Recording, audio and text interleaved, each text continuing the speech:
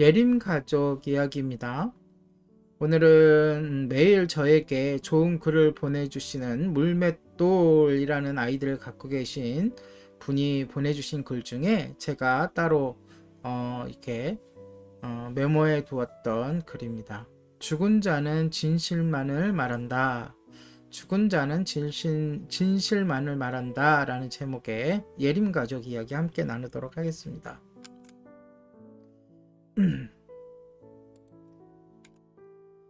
몇 해 전 모 방송에서 사인이라는 드라마를 방영했습니다.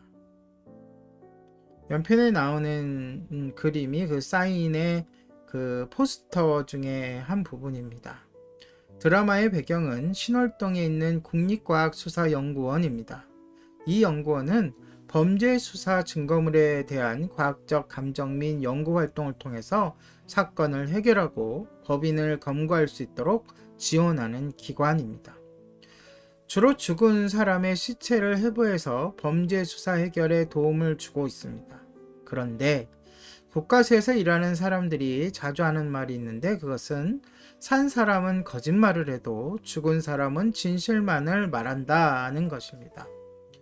그러니까 살아있는 사람은 비록 진실을 알아도 그 진실이 자신에게 불리할 때는 거짓말하는 경우가 많다고 합니다. 하지만 죽은 자는 말할 수 없기 때문에 그 몸에 남아있는 흔적으로 진실말을 말하게 된다는 것입니다.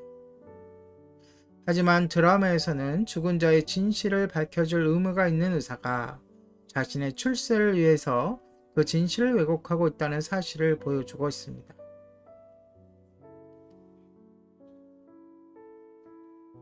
요컨대 국가수 의사는 시신에 나타나 있는 진실의 흔적을 찾아내어 그 진실을 밝혀줌으로써 죽은 자의 억울함을 풀어주어야 하는데 어떤 의사는 자신의 출세를 위해서 그 진실을 왜곡하거나 덮어주고 있다는 것입니다. 실제로 그런 일이 있는지는 알 수 없지만 만일 그런 일이 사실이라면 보통 큰 범죄가 아닐 수 없을 것입니다. 왜냐하면 억울하게 죽은 사람을 다시 한번 거듭 죽이는 일이 되기 때문입니다.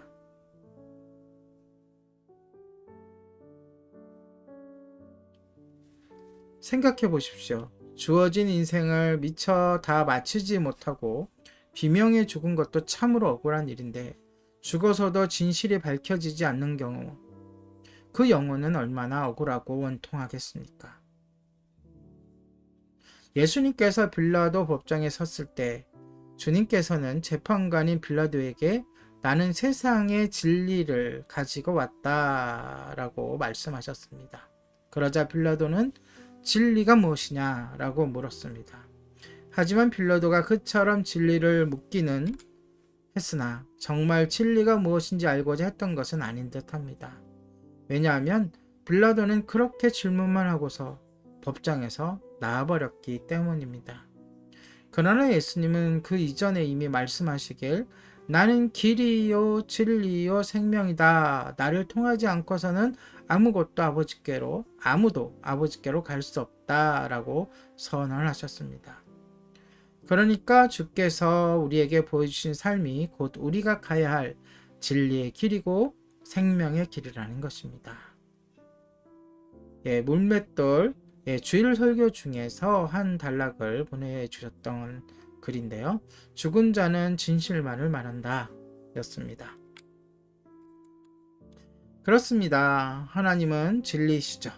고로 우리가 하나님께 가까이 다가서기를 원한다면 늘 진리를 추구하면서 진리 편에 서야 합니다. 반면에 사탄 마귀는 거짓된 자의 괴수입니다. 그러니까 우리가 진리를 거부하고 거짓 편에 서는 그 순간 우리는 마귀의 부하가 되고 마는 것입니다.